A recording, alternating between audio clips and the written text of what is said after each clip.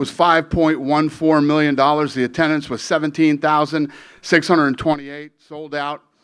Fight of the night was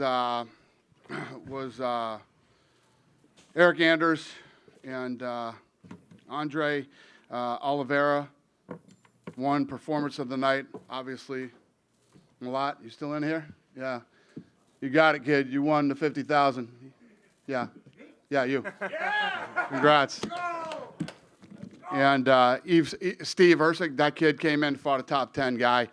Didn't finish, didn't whatever, but what a badass performance by him. I'm going to give him $50,000 too because he's a stud. Go ahead. What do you got? I mean, obviously got to start with Amanda, you know, a fantastic performance by her. She looked amazing all round, you know, Yep. wrestling, striking, and then obviously announces her retirement. I'm curious about your immediate reaction to her performance and the fact that she's deciding to walk away. Yeah, first of all, she looked incredible. You know, an amazing performance, completely shut her down. I think one of the guys were telling me tonight that it was the most punches landed or something like that. So she broke 2 records tonight. I think that was the most punches she's ever landed, and I think she passed Sarah McMahon tonight for takedowns. So more records for her, and I'm not shocked that she retired. You know, I've been saying for a while she's made a lot of money, and you know her life is a lot different than it was 10 years ago. It's kind of weird, right? Because obviously she's achieved everything. She's done it all, but it's looking so easy for her, you know? It's like she could continue beating these girls and making more money. Are you happy that she's walking away? Are you happy to see her go away? Or do you think, oh, you know, come on, there's probably a couple more for you? Well, I got to take it the same way I took Lorenzo retiring. No, I wasn't happy when Lorenzo retired either, but he said, you know what, this is what I want. Be happy for me. So this must be what Amanda wants, so then I'm definitely happy for her. Would I like to see her stick around and do some more? Absolutely. I love the kid. She's been incredible to work with. She's such a good human being and a great champion. And obviously the greatest female fighter of all time. I'd love to keep her around, but if she's ready to go, then you got to be happy for her. I mean, with her retiring, this only just came to me, but with her retiring, the featherweight title, you know, could that potentially retire with her? It's a division that hasn't really got that many females in it, or are you going to just try and keep it going, keep trying to sign new talent? The answer is probably yes. I mean, I don't make these decisions right after a fight. You know, she told me when she walked over to the side of the cage that she was retiring, so yeah, I don't know, but it makes sense. Okay. And Charles Oliveira, you know, counted out by a lot of people. 100%. Dariush comes in there, first round finish. Looked great with the head kicks. I mean, this guy really is one of the best lightweights of all time, probably. I agree. Yeah, incredible performance, especially against, you know, Beneil, who a lot of people thought was going to win this fight. And, yeah, incredible. Yeah. Last one for me. A barrier fell down, nearly on to Mike, actually. I'm curious if you heard about that. Was anyone hurt? It was during his walkout, and no, nobody was seriously hurt. A couple minor injuries. You know, the arena handled it immediately. You know, roped it off, got security up there, moved people to better seats, and handled it like a bunch of pros. So, is that just another time that someone comes and tells you something's happened, and you're like, oh shit, and we just keep? Is this just another incident where someone tells you, hey, a barrier's fallen down, and you just have to go, okay, well, let's roll with it? Well, you guys have no idea all the stuff that goes on behind the scenes every single Saturday. So this is just, you know, this played out on the other side of the curtain, and you got to see this. But there's stuff that happens every single Saturday, and we deal with it on the fly every weekend. Thanks, Dylan. Yep. Is there a health update on Chris Curtis? Is there a what? Health update on Chris Curtis? Second fight in a row, he got a headbutt. Yeah, he's okay. We haven't heard. There's no. We got Irene Aldana out of here immediately to go to the hospital get checked out. But yeah, we don't have anything. Haven't heard anything negative. At the press conference on Thursday, you said at the time it made sense for the winner of Charles and Beneil might fight Islam. Islam obviously tweeted at Charles after his win. So at what point do you have to sit down and decide what is next? Tuesday. So in that same conversation, you're going to figure out what's next for the bantamweight title too, I would imagine. Now that we got a lot of things to work on Tuesday now. Would it be safe to say that Juliana would be at least part of that fight? It would make a lot of sense. And the final one for me, unrelated to this fight card, I believe you guys are doing a fight card on Mexican Independence Day, correct? That's what the word is. That's what all the reporters are telling me. At the T-Mobile Arena, would it make sense to have Alexa Grasso on that fight card? Yeah, it probably would, yeah. A bunch of other Mexicans, too. Appreciate you. Yep. Dana over here. Dana, right in the middle. Hi.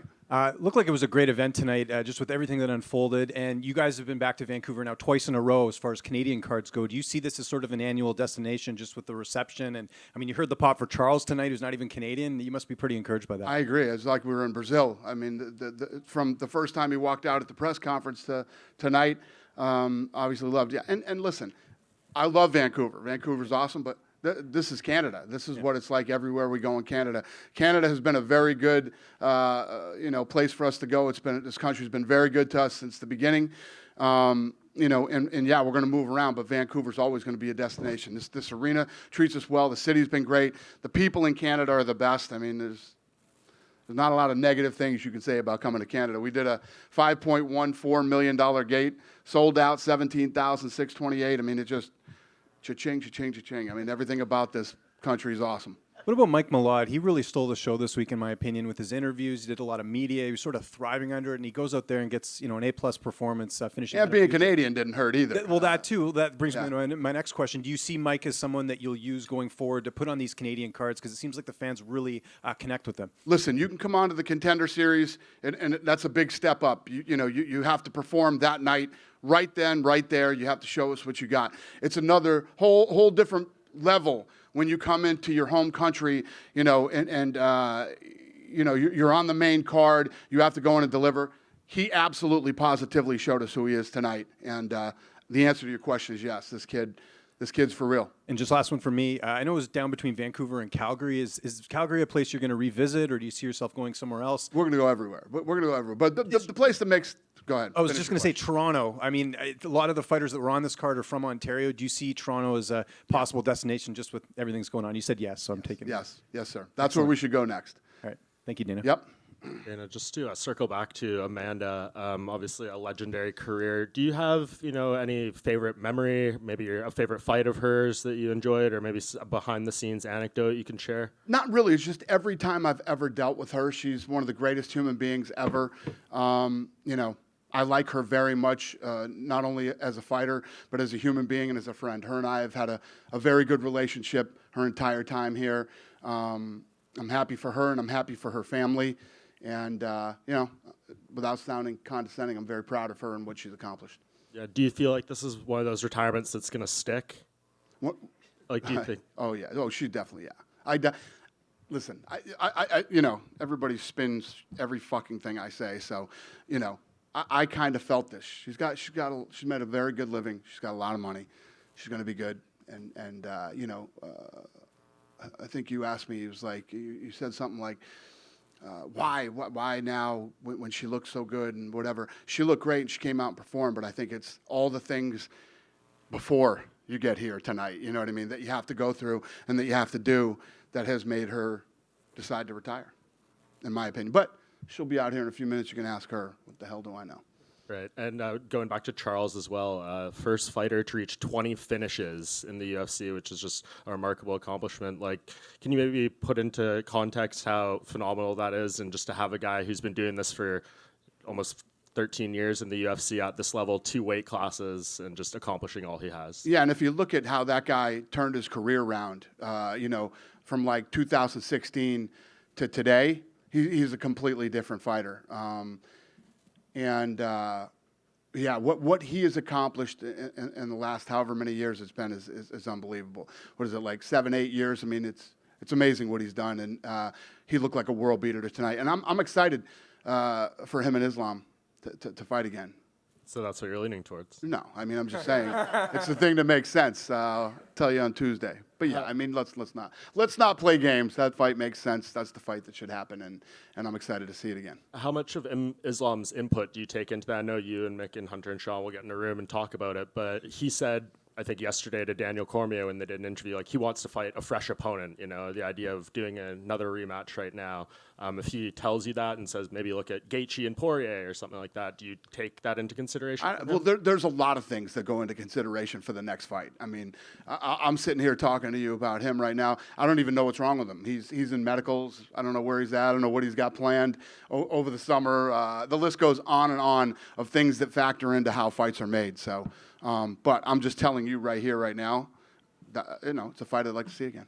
Yeah, and just last thing for me, I don't know if you saw the kind of viral clip of Conor McGregor at the NBA Finals last night, and how apparently that second punch sent the mascot to the ER or something like that. What do you make of that whole? I saw the Deontay Wilder one too. What's up with mascots wanting to get punched in the face by professional fighters? What do you expect?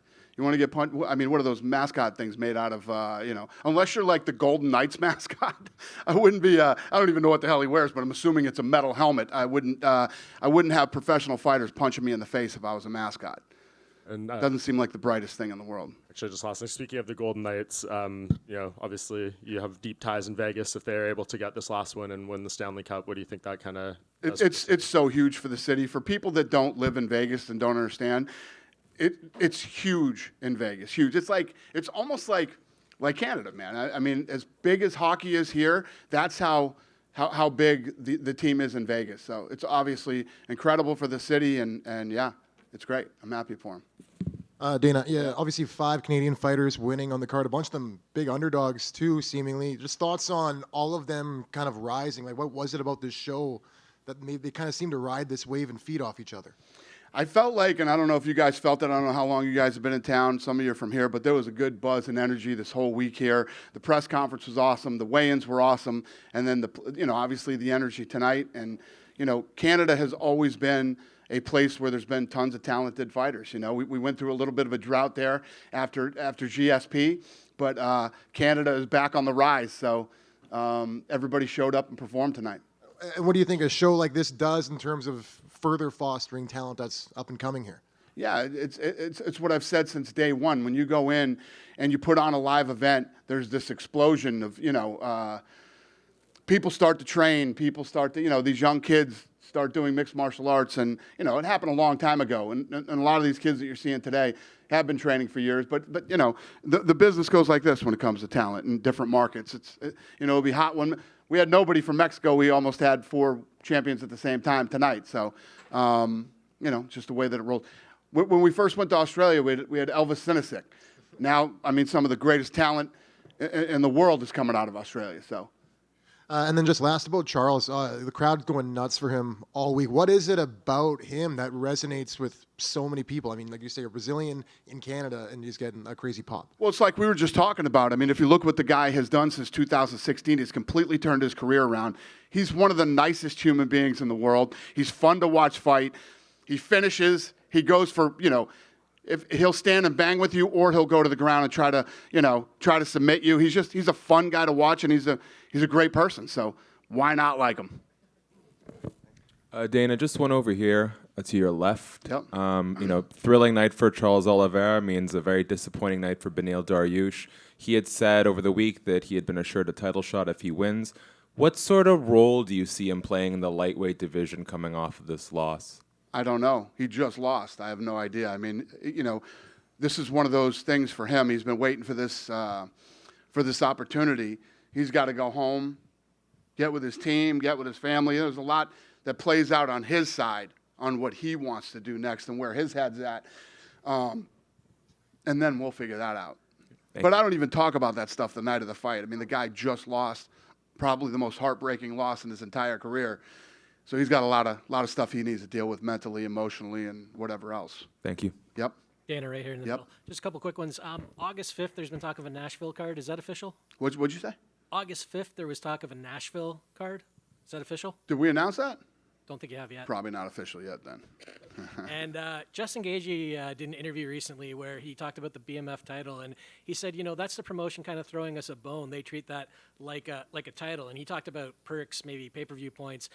Is that more than just bragging rights? Does the promotion treat the BMF champ as a champ? Well, you guys know how this whole thing started. We had that Masvidal-Diaz fight. It made sense. It was fun. And then we're in the matchmaking room again, and we started talking about this fight, and it made sense again. And it's fun with both of these guys.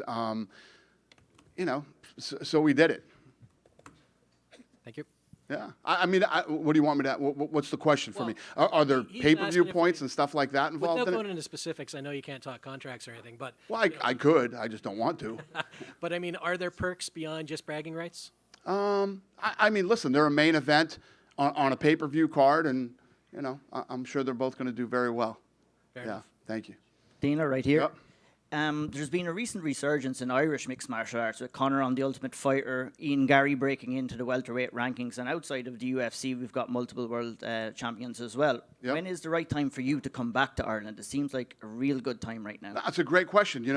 We're just getting back to Canada, and we're 2 hours away. You know what I mean? When you think about where the world has been for the last, 3 years or whatever it's been, there's so many places for us to still get out to that we haven't been to in a while. But Ireland is definitely one of them. I mean, one of the greatest events I've ever been a part of was in Ireland. The night that Conor won that fight there, and literally the entire stadium threw their beers up in the air, and it was one of the coolest events I've ever been to. So Ireland is a place that we definitely want to get back to, and let's see what happens with Ian and what we can do there. There was rumors that you tried to book the Tree Arena for the end of this year, possibly the start of next year. There's lots of rumors about us booking arenas right now. I want to go back to Ireland. Thank you. Yes. You good? One final one. Have you talked to Juliana after the? No, I bet she's really pissed off right now. Though I can just she's probably running around Vancouver like a lunatic right now. She's been tweeting a lot. I bet she has. I bet she has. Yeah. Yeah. No, I don't want to run into Juliana. Yeah. Is there any movement on the Colby Covington and Leon Edwards fight? Nope. Thanks for asking. Have a great night. Thank you, Canada. We appreciate you.